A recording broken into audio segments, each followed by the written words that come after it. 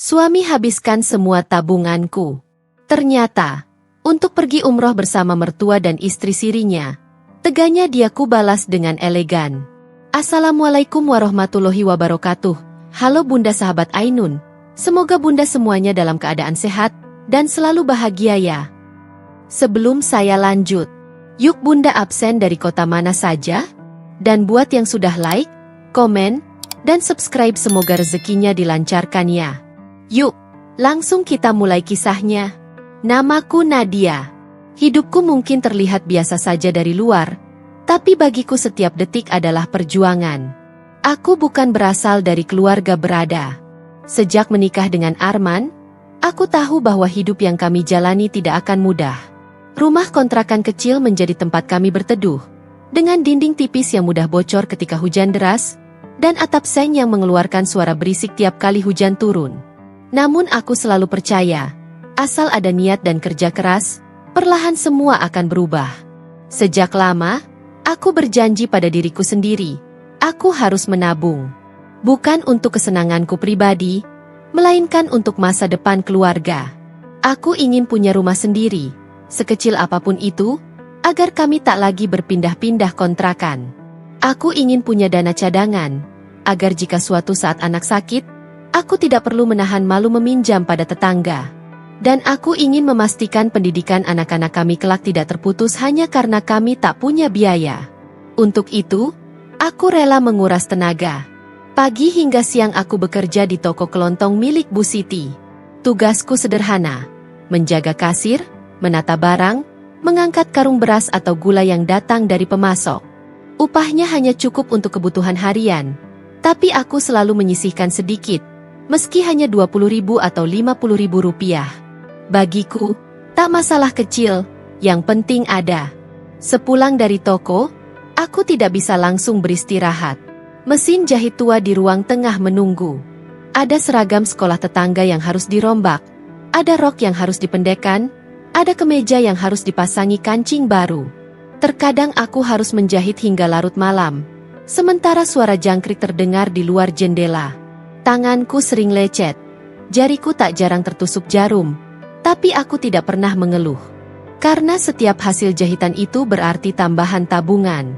Aku masih ingat jelas bagaimana aku memulai menabung. Waktu itu aku menemukan kaleng biskuit Hongguan bekas di gudang. Kaleng berwarna merah yang catnya sudah terkelupas itu kucuci bersih. Lalu kusediakan khusus untuk menyimpan uang. Aku menyebutnya kotak mimpi. Setiap kali aku memasukkan uang ke dalamnya, aku selalu tersenyum kecil, membayangkan hari di mana mimpi itu akan terwujud. Sampai sekarang, kaleng itu tersimpan rapi di lemari kayu di kamarku, tersembunyi di balik tumpukan pakaian agar tidak mudah terlihat.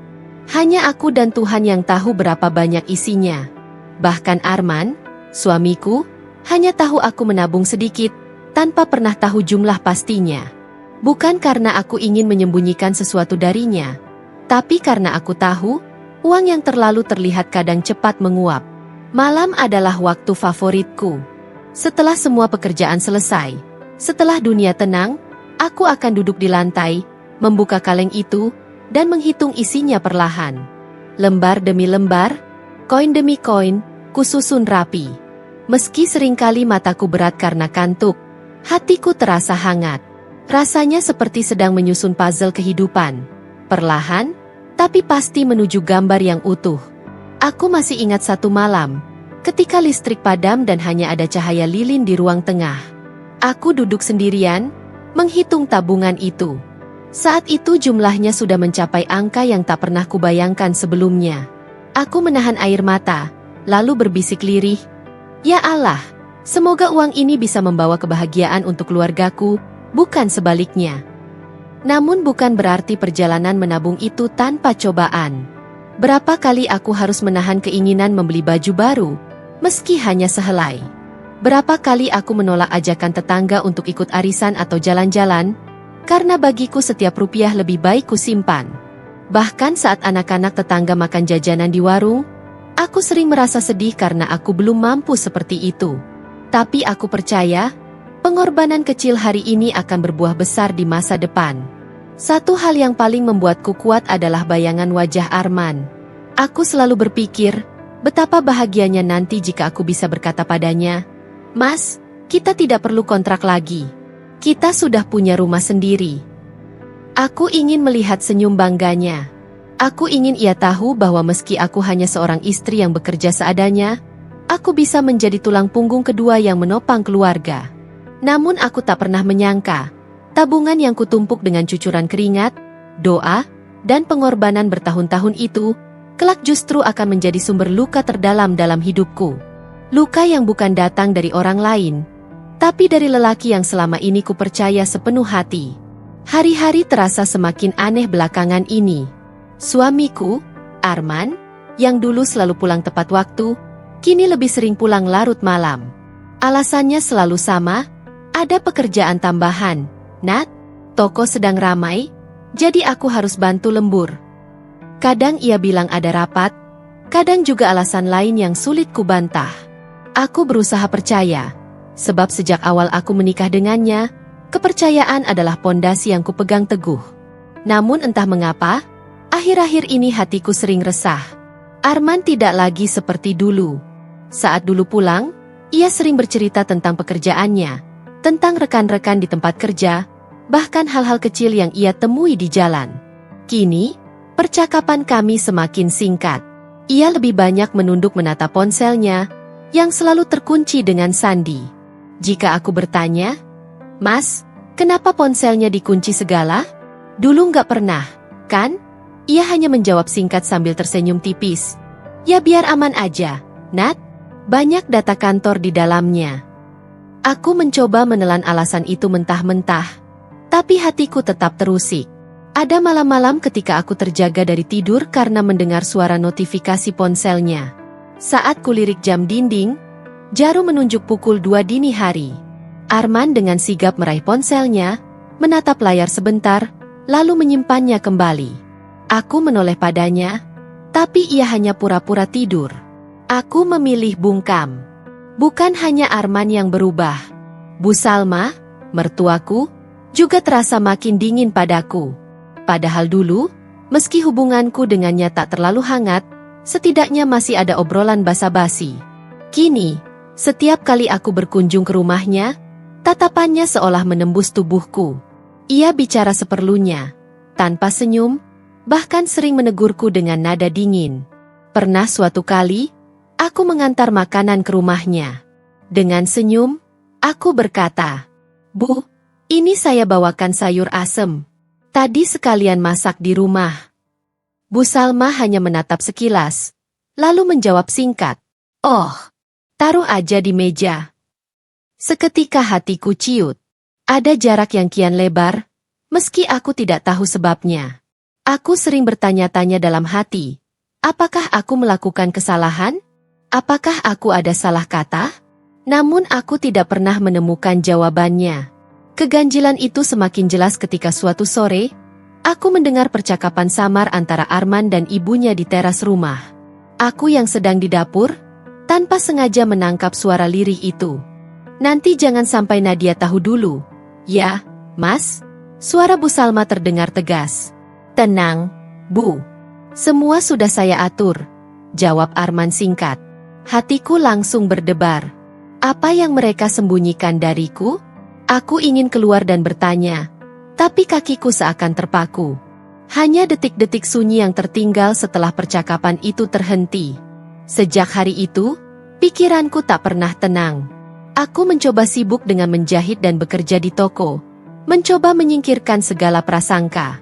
Tapi setiap kali melihat Arman pulang larut, setiap kali menatap tatapan dingin mertuaku, hatiku terasa semakin digerogoti rasa curiga. Di tengah resah itu, aku sering menenangkan diri dengan membuka kaleng tabunganku. Setiap kali lembaran-lembaran uang itu kusentuh, aku merasa ada alasan untuk tetap bertahan. Mungkin aku hanya terlalu berpikir jauh. Mungkin Arman memang sibuk kerja. Mungkin Bu Salma hanya sedang punya masalah pribadi. Begitu aku menenangkan diriku sendiri. Namun jauh di lubuk hati, aku tahu ada sesuatu yang disembunyikan dariku. Sesuatu yang perlahan merenggut kehangatan rumah tangga kami, dan aku hanya tinggal menunggu saat semuanya terbongkar. Hari itu, entah mengapa, Aku merasa ingin mengecek buku tabunganku di bank. Sudah lama sekali aku tidak menengoknya, karena aku lebih percaya menyimpan uang di rumah, dalam kaleng biskuit merah itu. Namun beberapa bulan terakhir, aku mulai berani menitipkan sebagian besar tabunganku di bank. Aku berpikir, lebih aman di sana, jauh dari risiko hilang atau terpakai tanpa sengaja. Aku berangkat ke bank dengan hati ringan, sambil membayangkan jumlah yang semakin bertambah. Waktu itu aku sedang bersemangat, karena targetku untuk membeli rumah sederhana tinggal sedikit lagi. Namun ketika teller menyerahkan buku tabungan setelah diperbarui, senyumku seketika lenyap. Mataku terpaku pada angka saldo terakhir. Tangan gemetar, napasku tersendat. Jumlah itu tak masuk akal. Puluhan juta yang kutabung bertahun-tahun, hilang begitu saja. Yang tersisa hanyalah sisa saldo tipis, bahkan tak cukup untuk kebutuhan 1 bulan penuh. Aku memandangi angka-angka itu berkali-kali, berharap ada kesalahan cetak. Tapi tidak. Semua jelas tercatat, penarikan bertahap dalam beberapa minggu terakhir. Bukan 1 kali, melainkan beberapa kali dengan jumlah besar. Hatiku hancur. Tubuhku terasa ringan, seakan tak berpijak di bumi. Aku keluar dari bank dengan langkah goyah, duduk di halte terdekat, dan menahan air mata yang tumpah. Ya Allah! Kemana uangku? Tabungan yang kusiapkan untuk masa depan? Siapa yang berani mengambilnya? Sepanjang jalan pulang, pikiranku kalut. Siapa lagi yang tahu tabungan itu selain aku dan Arman? Aku tidak ingin berburuk sangka, tapi logika terus menuntunku ke satu nama. Malamnya, setelah makan malam usai dan anak-anak tetangga mulai terdengar riuh bermain di luar, aku memberanikan diri membuka pembicaraan. Mas, suaraku lirih tapi gemetar. Aku tadi ke bank. Uang di tabungan kita hilang. Puluhan juta. Kau tahu apa-apa soal ini? Arman yang sedang menunduk menatap ponselnya seketika kaku. Ia tidak langsung menjawab. Lalu, tanpa menatapku, ia berkata singkat, "Oh itu, uangnya aku pakai. Nat, ada urusan bisnis." Aku tercekat. Bisnis apa? Mas? Kenapa tidak pernah bicara dulu denganku? Arman meletakkan ponselnya dengan kasar, menghela napas panjang. Aku nggak mau kamu khawatir. Ada peluang usaha yang katanya bagus. Aku pikir bisa dapat untung besar. Tapi ternyata gagal. Kata-katanya seperti pisau yang mengiris jantungku. Mas, suaraku serak. Itu tabungan bertahun-tahun, hasil kerja keras kita. Uang yang aku simpan dari menjahit siang malam, dari gaji kecil di toko. Kenapa bisa kamu habiskan begitu saja tanpa izin? Arman menatapku tajam, nadanya meninggi. Kenapa kamu ngomong seakan-akan itu semua hasil jerih payahmu sendiri? Aku juga kerja, Nat. Aku juga punya hak. Lagi pula, aku lakukan ini demi kita, demi masa depan. Cuma, ya, nasib belum berpihak. Aku terdiam, menahan perih. Kata-katanya menusuk lebih dalam daripada kehilangan uang itu sendiri. Baginya, uang itu hanyalah angka yang bisa dicari lagi. Bagiku, uang itu adalah wujud keringat, doa, pengorbanan. Setiap lembarannya menyimpan cerita. Malam itu aku menangis diam-diam di kamar. Sementara Arman sudah terlelap seolah tidak terjadi apa-apa. Aku menatap langit-langit, menahan isak agar tidak terdengar. Dalam gelap, aku berbisik, "Ya Allah, aku ingin percaya padanya. Aku ingin percaya bahwa semua ini hanya cobaan. Tapi kenapa hatiku hancur begini?" Aku mencoba meyakinkan diriku sendiri. Mungkin benar yang dikatakannya, bahwa itu murni bisnis yang gagal. Tapi entah kenapa, di sudut hatiku yang paling dalam, ada rasa curiga yang semakin tumbuh. Rasa itu berbisik, ini bukan sekadar bisnis. Ada rahasia lain yang ia sembunyikan. Dan dari situlah retakan itu mulai membesar, perlahan tapi pasti. Hari itu, siang terasa lebih panas dari biasanya. Aku baru saja pulang dari pasar, menenteng belanjaan seadanya untuk kebutuhan dapur. Saat melewati gang sempit menuju rumah, aku merasa ada beberapa pasang mata tetangga yang menatapku dengan pandangan aneh. Ada yang bisik-bisik, ada yang pura-pura sibuk ketika tatapanku beralih pada mereka. Aku berusaha mengabaikannya, meski hatiku sudah mulai terusik. Aku tahu, bisik-bisik tetangga seringkali lebih tajam daripada belati. Namun hari itu, langkahku benar-benar terasa berat. Sore menjelang maghrib, ketika aku sedang mencuci piring di dapur, Bakwati, tetangga sebelah rumah, datang tergopoh-gopoh. Wajahnya penuh ragu, seolah sedang menimbang harus berkata atau diam. "Nat, maaf, aku nggak tega kalau diam saja. Kamu tahu belum soal Arman?" Tanyanya pelan. Aku tertegun, jantungku berdentum kencang. "Maksudnya apa, Mbak?" Bakwati menelan ludah sebelum melanjutkan. Suaranya nyaris berbisik. "Arman, suamimu, dia menikah siri dengan perempuan bernama Maya. Anak muda dari kampung sebelah. Katanya cantik, pandai merayu. Aku sendiri nggak percaya awalnya. Tapi aku dengar kabar itu langsung dari orang yang menghadiri akadnya. Bahkan katanya, uang tabunganmu dipakai untuk mahar dan biaya pernikahan itu." Kalimat itu seperti petir menyambar siang bolong.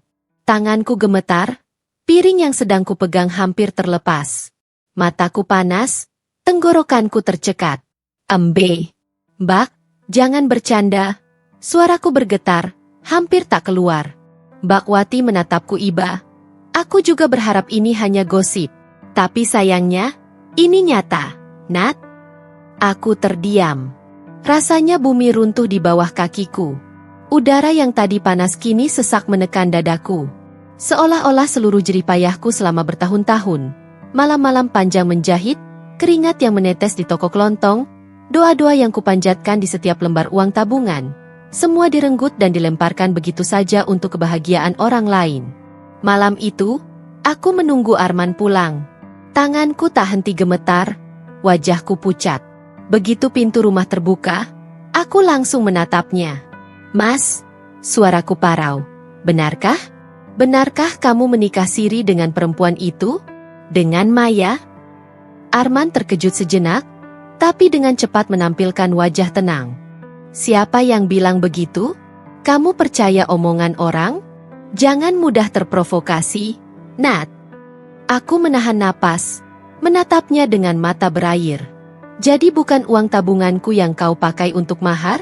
Bukan uang yang kucari dengan darah dan air mata?" Kali ini wajah Arman mengeras. Ia mengalihkan pandangan, lalu menggerutu. "Kalaupun iya, aku salah apa? Aku laki-laki, Nat, punya hak menikah lagi. Dan soal uang itu, toh aku juga ikut mencari.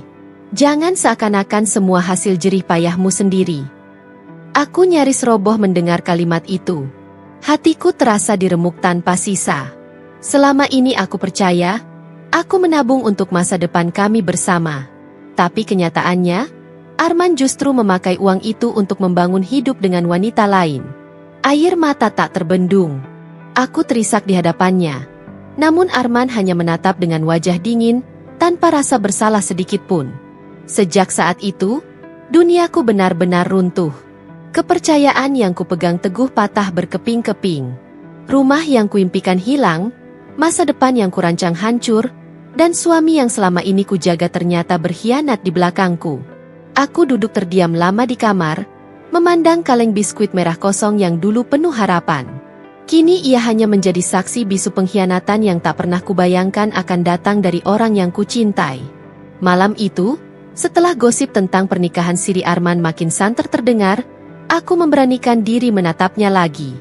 Ruang tamu yang biasanya menjadi tempat kami berbincang ringan, kini berubah menjadi medan pertarungan yang dingin. "Mas, aku mohon, jangan diam saja." Suaraku pecah, hampir berbisik, namun penuh getar. "Benarkah kau menikah lagi dengan Maya? Aku butuh kau jujur, sekali saja." Arman duduk bersandar di kursi, wajahnya tegang. Ia tidak langsung menjawab. Hanya tangannya yang meremas ponsel di genggamannya, seolah mencari pegangan. Beberapa detik hening terasa seperti jam yang berjalan lambat. Akhirnya ia mendengus keras. "Nat, kenapa sih kamu terus mengungkit ini? Hidup kita nggak akan tenang kalau kamu selalu ikut campur urusan yang bukan harusnya kamu tahu." Aku tercekat. "Bukan harusnya aku tahu? Mas, Aku ini istrimu. Uang yang kau habiskan itu tabungan kita. Bagaimana bisa kau bilang aku nggak perlu tahu? Arman menoleh cepat, matanya tajam. Sudahlah, Nat. Kamu tuh terlalu banyak ikut campur. Bukannya mendukung suami, malah menekan terus. Aku menikah lagi bukan untuk menyakitimu, tapi karena aku juga punya hak sebagai laki-laki. Dan soal uang itu, jangan berlagak seakan-akan semua dari keringatmu sendiri. Kata-katanya menghantamku bagai batu besar. Aku menahan dada yang sesak, seakan oksigen di ruangan itu tiba-tiba habis. Aku ingin membalas, ingin menjerit, tapi suara tercekat di tenggorokan. Yang keluar hanya isak lirih yang kutahan dengan kedua tanganku. Tak lama kemudian, suara pintu diketuk dari luar.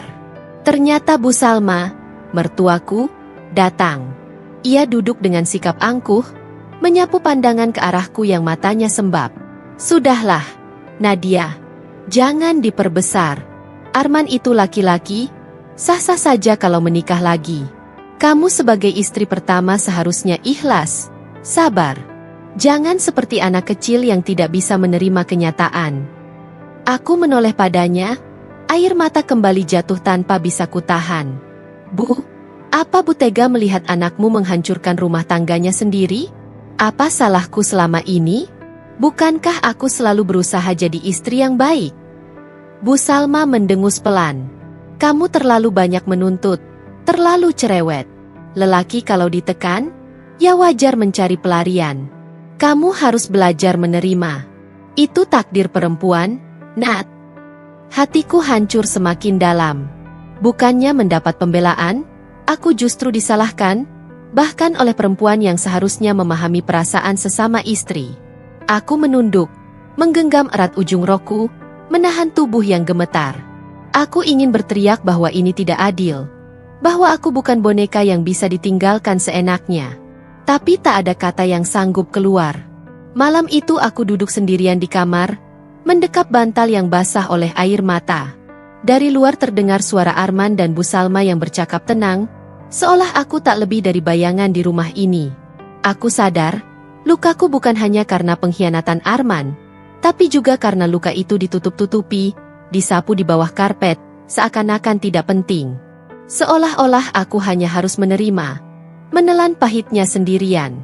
Dan malam itu, untuk pertama kalinya, aku mulai merasa, aku mungkin tak lagi dianggap istri, tak lagi dianggap keluarga. Kabar itu datang tanpa aba-aba, seperti pisau yang tiba-tiba ditancapkan ke dadaku. Arman pulang sore itu dengan wajah sumringah, membawa map berisi beberapa lembar kertas. Aku sempat berpikir mungkin ia membawa dokumen pekerjaan, atau paling tidak sesuatu yang penting untuk keluarga kami. Namun, ternyata map itu berisi tiket perjalanan umroh, atas nama Arman, Bu Salma, dan Maya.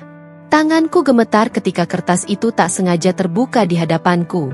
Nama Maya tercetak jelas di sana, di samping nama suamiku. Dunia seakan berputar. Kau lihat ini, Nadia? Ujar Arman dengan nada penuh kebanggaan.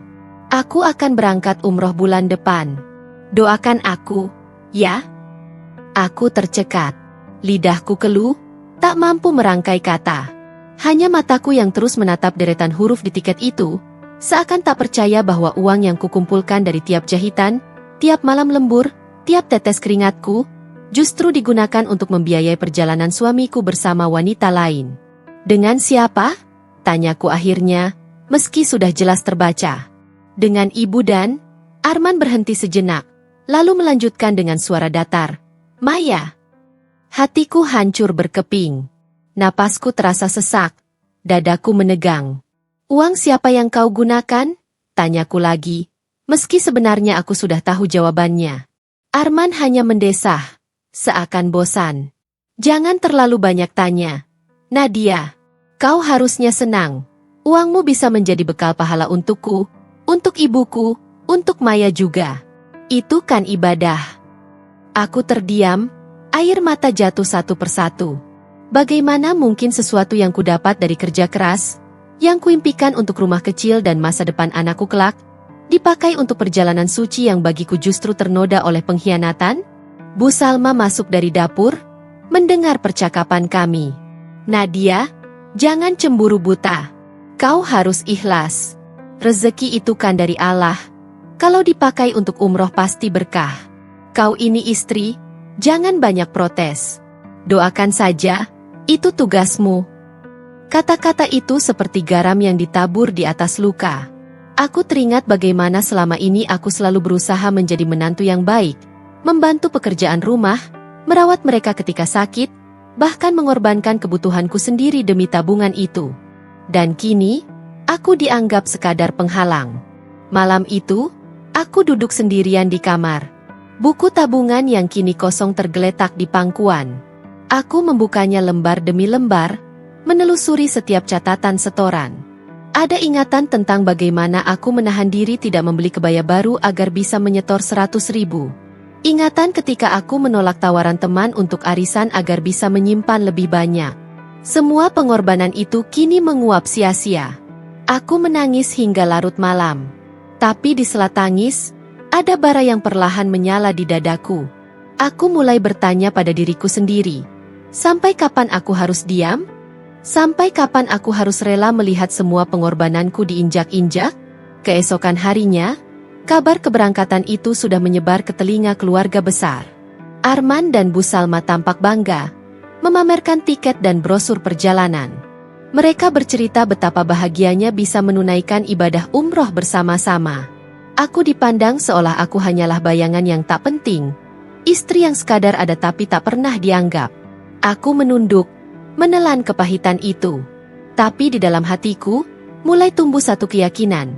Aku tidak bisa selamanya membiarkan mereka merampas hidupku. Ada harga diri yang harus kujaga.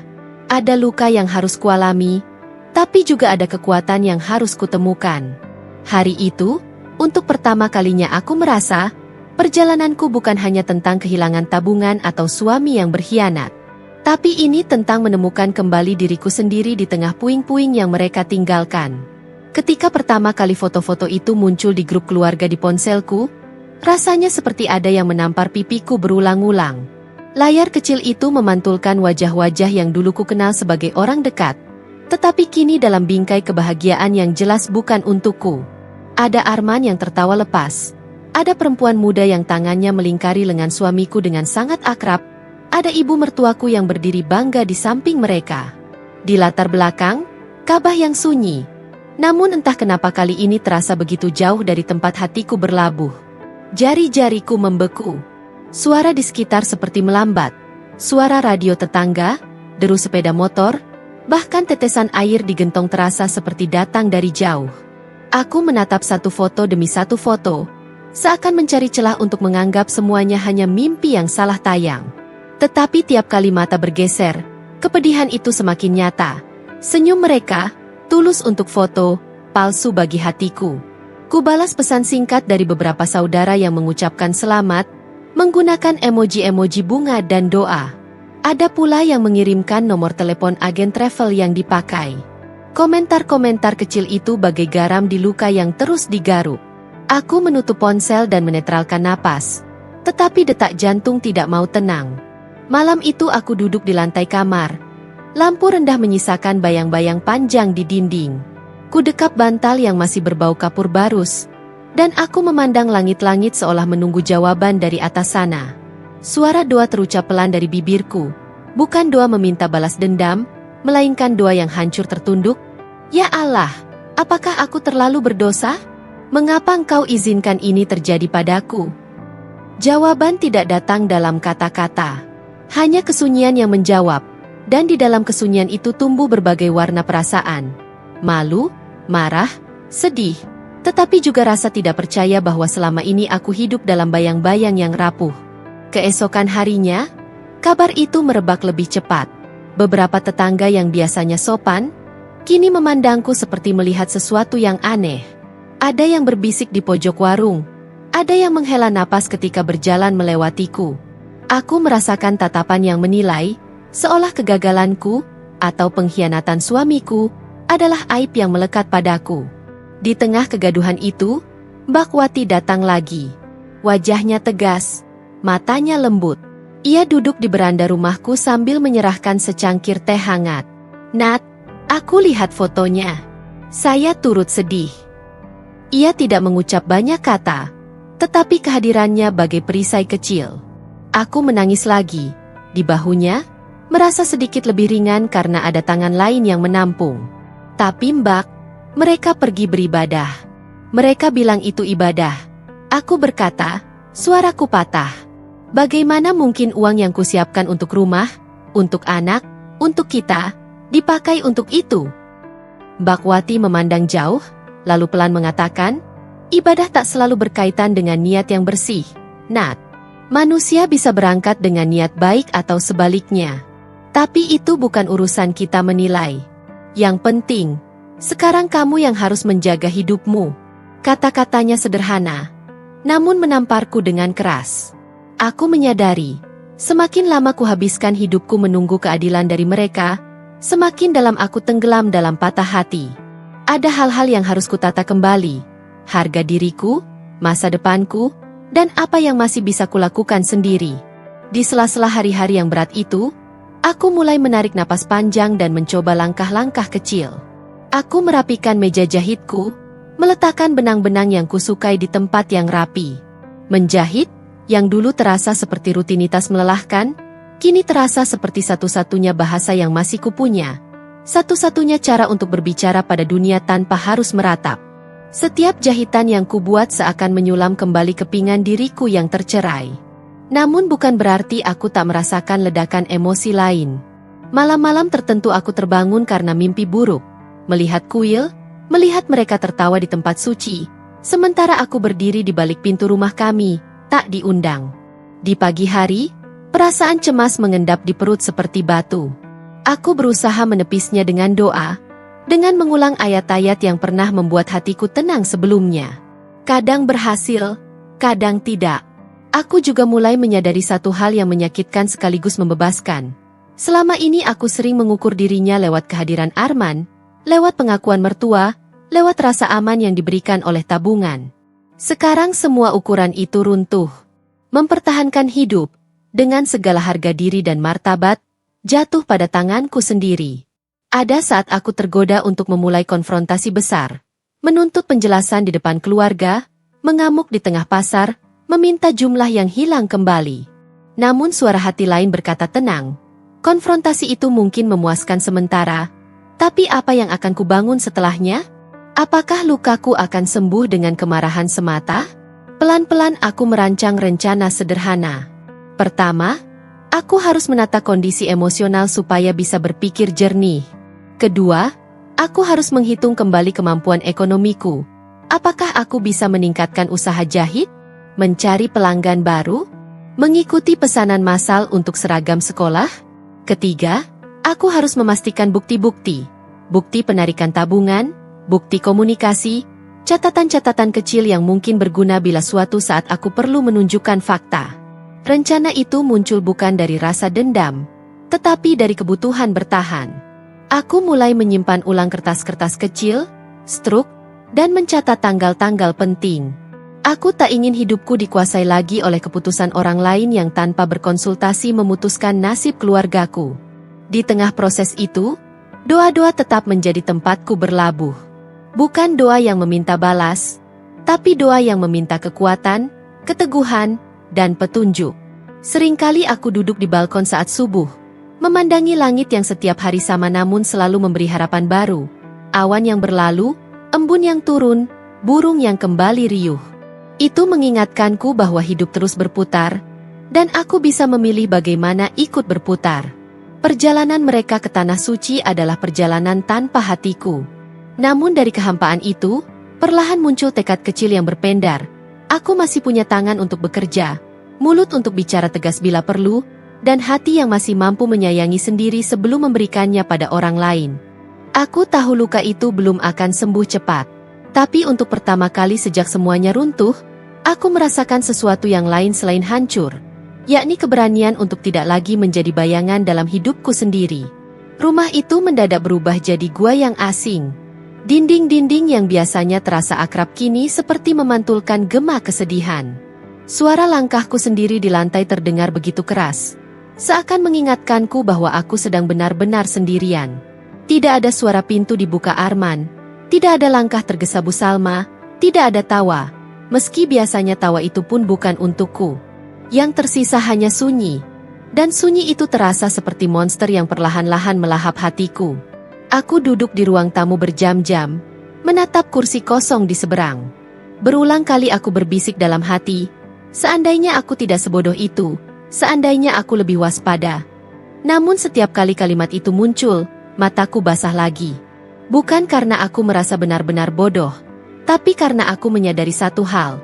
Aku sudah terlalu mencintai, terlalu percaya, hingga melupakan diriku sendiri. Tangisan datang tanpa aba-aba. Kadang di siang bolong ketika aku sedang menjahit, jarum tiba-tiba berhenti di udara karena mataku kabur oleh air mata. Kadang di malam hari, saat aku berbaring di kasur dingin, bayangan Arman dengan senyum sinisnya muncul begitu jelas. Aku meremas bantal, berharap bisa memeras semua sakit ke dalam benda mati itu. Tetangga-tetangga mulai berbisik. Dari balik tirai, aku mendengar suara lirih yang sebenarnya ingin mereka sembunyikan. Kasihan, ditinggal umroh suaminya sama istri muda. Yaitu salah dia juga. Mungkin kurang perhatian, makanya suaminya cari yang lain. Bisikan-bisikan itu menusuk lebih dalam daripada pisau. Mereka tidak tahu apa-apa, tapi mudah sekali menilai. Ada juga yang datang sekadar basa-basi, dengan senyum setengah iba, setengah ingin tahu. Sabar ya, Nat. Mungkin nanti ada hikmahnya. Aku hanya mengangguk. Aku tahu mereka bermaksud baik, tapi kata-kata itu justru menambah perih. Karena aku sadar, tidak ada seorang pun yang benar-benar bisa merasakan apa yang aku tanggung. Malam-malam sepi itu aku habiskan dengan menatap buku tabungan kosongku. Aku membuka lembar demi lembar, seakan berharap angka-angka itu kembali. Angka-angka yang dulu menandakan hasil kerja keras dan harapan, kini berganti jadi catatan kosong yang menertawakanku. Sering aku teringat ketika pertama kali menabung. Aku memeluk buku itu sambil tersenyum, berdoa semoga sedikit demi sedikit menjadi modal untuk masa depan. Kini, buku yang sama menjadi saksi kebodohanku mempercayakan segalanya pada orang yang tak pantas. Di sela tangis, aku mencoba melawan kesunyian dengan bekerja lebih keras. Mesin jahitku berdengung hampir setiap hari, kadang sampai tengah malam. Bunyi jarum menembus kain menjadi satu-satunya suara yang menemaniku. Aku sengaja menerima pesanan lebih banyak, agar pikiranku teralihkan. Tapi tetap saja, setiap kali jarum berhenti, sepi itu kembali menerkam. Ada hari ketika aku merasa ingin pergi saja, meninggalkan rumah itu, meninggalkan semua kenangan buruk. Tapi kemudian aku sadar, aku tidak punya tujuan lain. Rumah itu mungkin penuh luka, tapi juga satu-satunya tempat yang kumiliki. Jadi aku tetap tinggal, meski setiap sudutnya kini seperti berbicara. Sofa yang pernah jadi tempat Arman beristirahat, dapur tempat Bu Salma sering memandangku dingin, bahkan cermin di kamar mandi yang memantulkan wajahku yang pucat. Dalam kesepian itu, aku mulai banyak bercakap dengan Allah. Aku curahkan semua keluh kesahku, kadang dengan suara lirih, kadang hanya lewat hati yang merintih. Ya Allah, aku ini lemah, aku ini tak tahu lagi harus bagaimana. Jangan biarkan aku hancur lebih dalam dari ini. Anehnya, meski air mata tidak berhenti, ada sedikit rasa tenang setiap kali aku selesai berdoa. Aku mulai menyadari, sepi ini bisa membunuhku jika aku terus tenggelam di dalamnya. Tapi sepi ini juga bisa jadi ruang untukku menemukan kembali siapa diriku, apa yang masih bisa kuselamatkan dari reruntuhan hidupku. Itu kesadaran yang baru muncul, meski samar, di antara tangis panjang. Hari-hari itu terasa panjang sekali, setiap jam seperti menunggu luka baru. Namun justru dari panjangnya waktu itulah aku mulai mengukur keteguhan hatiku. Aku tidak tahu apa yang akan terjadi ketika mereka pulang.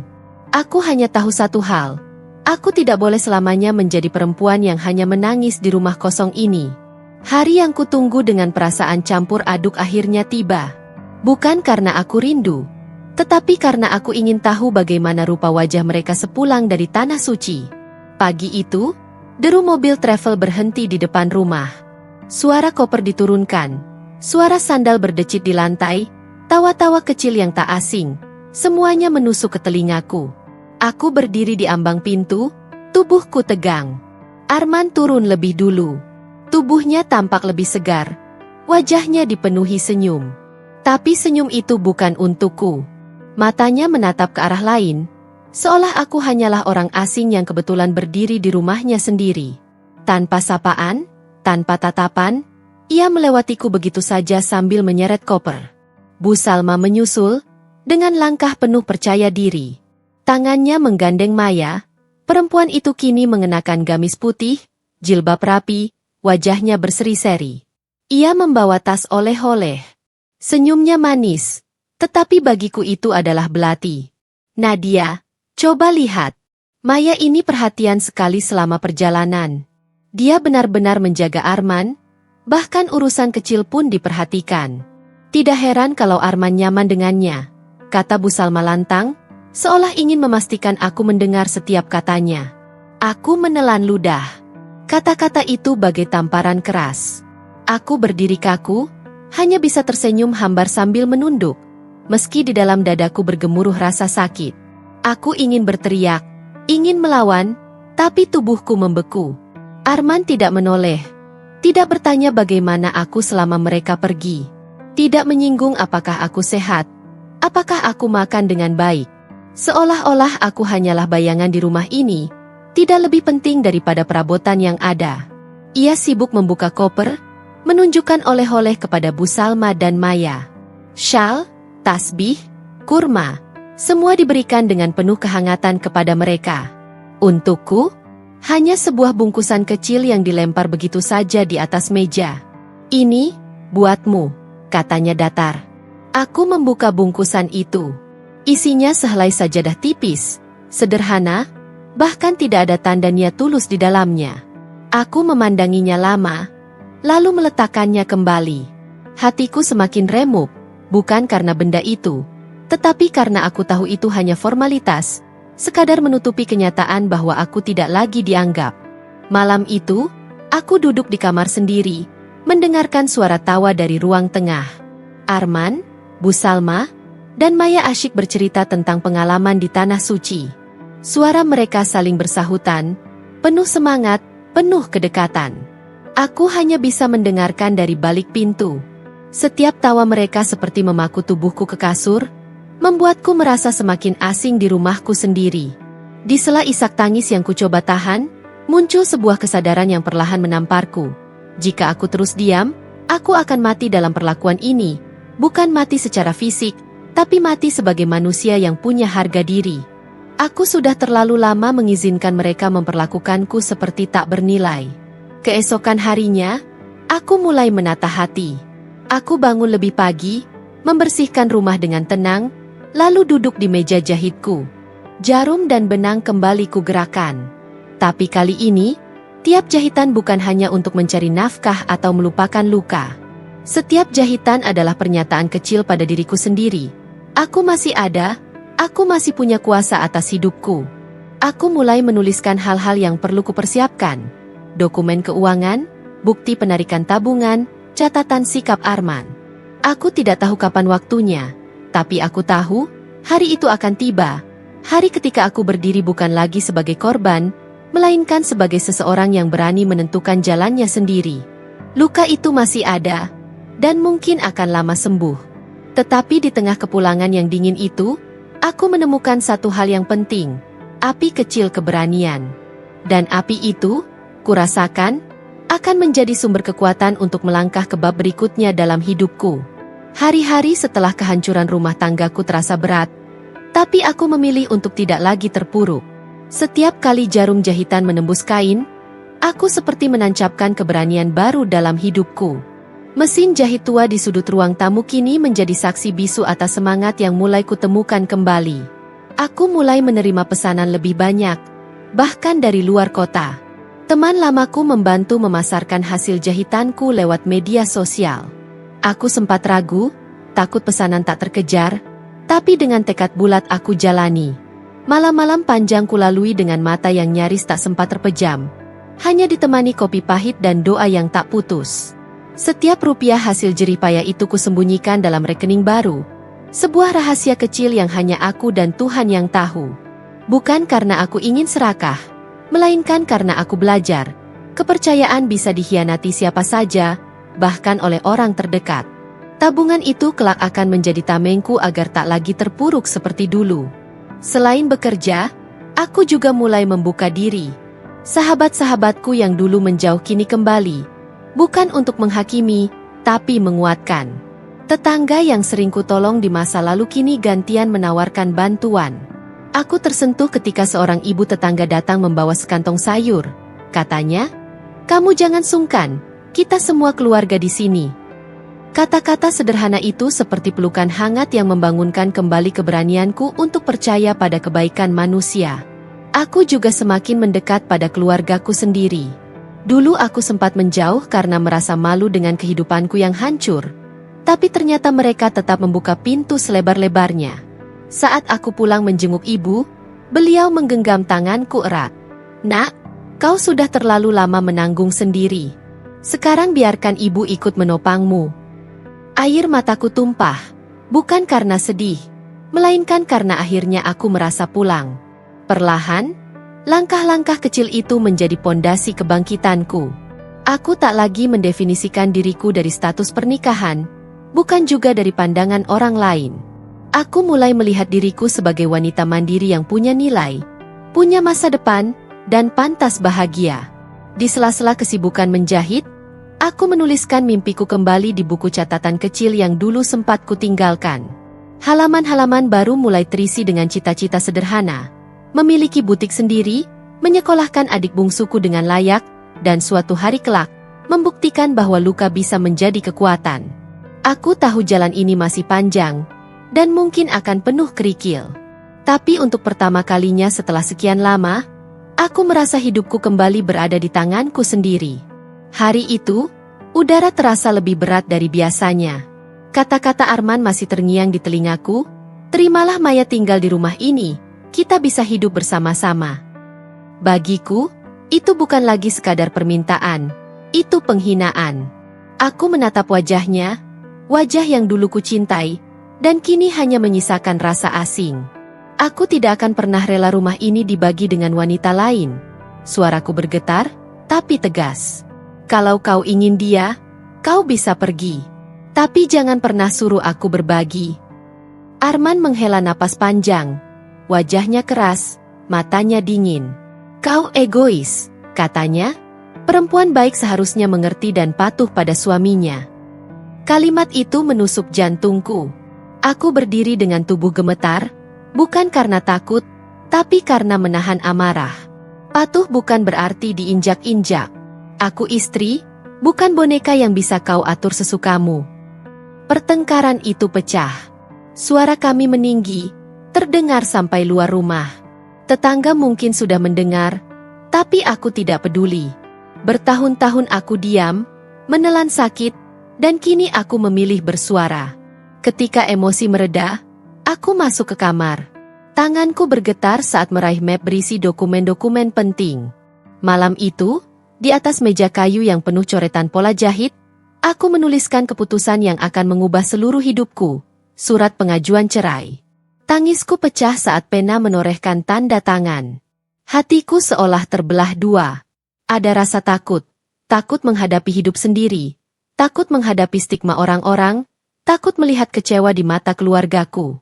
Tapi di sisi lain, ada percikan keberanian yang terus berbisik, "Kau layak bahagia, kau layak merdeka." Malam itu aku berdoa lama sekali. Aku sujud, memohon agar Allah menguatkanku. Aku sadar, perceraian bukanlah akhir, tapi sebuah jalan baru yang penuh ketidakpastian. Meski begitu, aku lebih memilih ketidakpastian itu daripada kepastian luka yang terus-menerus. Keesokan harinya, ketika Arman pulang dengan wajah penuh keangkuhan, aku menyodorkan map coklat itu ke tangannya. "Mulai hari ini, aku bukan lagi istrimu.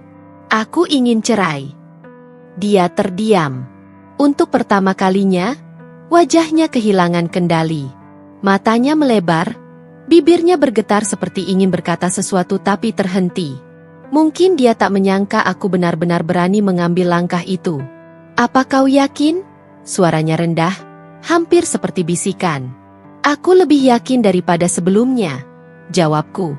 Kau boleh bersama siapa saja. Tapi aku tidak akan lagi menjadi bagian dari penghinaan ini. Suasana rumah menjadi hening. Hanya detik jam dinding yang terdengar, berdetak lambat, seolah menandai akhir dari sebuah babak.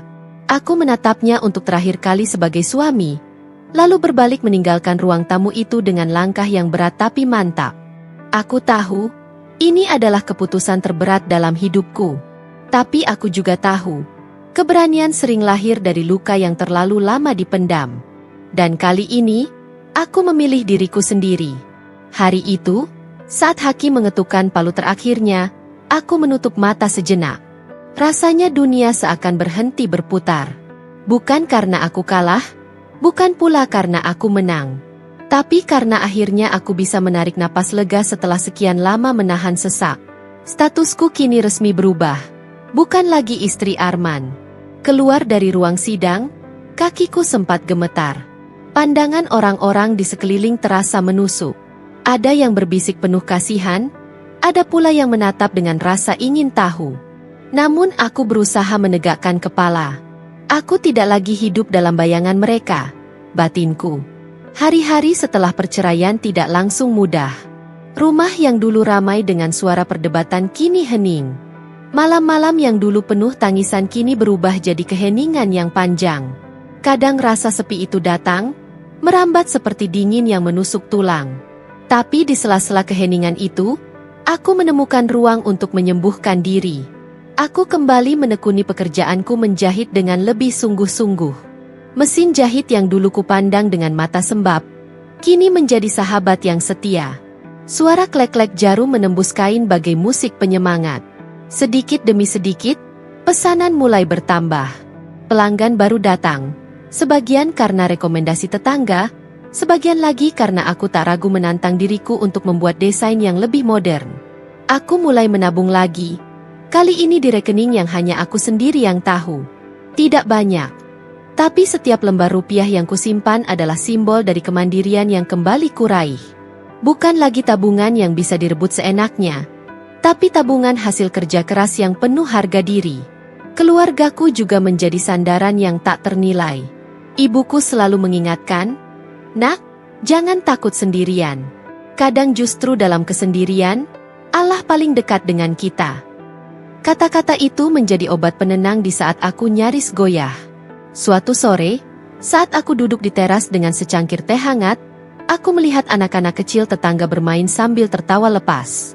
Untuk pertama kalinya setelah sekian lama, aku ikut tersenyum tanpa rasa sakit di dada. Senyum itu sederhana, tapi terasa begitu melegakan. Aku mulai berani memimpikan hal-hal kecil. Membuka kios jahit sendiri, membiayai ibuku naik haji, bahkan mungkin suatu saat bisa bersekolah lagi untuk memperdalam keahlianku. Mimpi-mimpi itu seperti cahaya kecil di ujung lorong yang gelap. Aku sadar, luka yang ditinggalkan Arman mungkin tidak akan pernah benar-benar hilang. Namun aku juga tahu, aku bukan lagi wanita yang sama. Aku bukan korban yang diam menerima. Aku adalah perempuan yang memilih bangkit, meski harus melewati badai paling menyakitkan. Malam itu, aku kembali menatap langit, menengadahkan doa yang sederhana namun penuh makna. Ya Allah, terima kasih Engkau bebaskan aku dari belenggu yang salah. Terima kasih Engkau beri aku keberanian untuk memilih jalan ini. Bimbing aku agar tetap kuat, tetap ikhlas, dan tetap berpegang pada MU. Aku menarik napas panjang, merasakan angin malam menyapu wajahku. Untuk pertama kalinya, aku merasa benar-benar merdeka. Hidupku mungkin sederhana, tanpa gemerlap, tanpa janji manis seorang suami. Tapi kali ini, aku melangkah dengan pasti. Aku memilih hidup yang baru, hidup yang jujur, penuh kerja keras, dan dengan hati yang lebih kuat daripada sebelumnya. Dan aku percaya, di balik semua luka, Allah sedang menyiapkan kebahagiaan yang lebih indah untukku.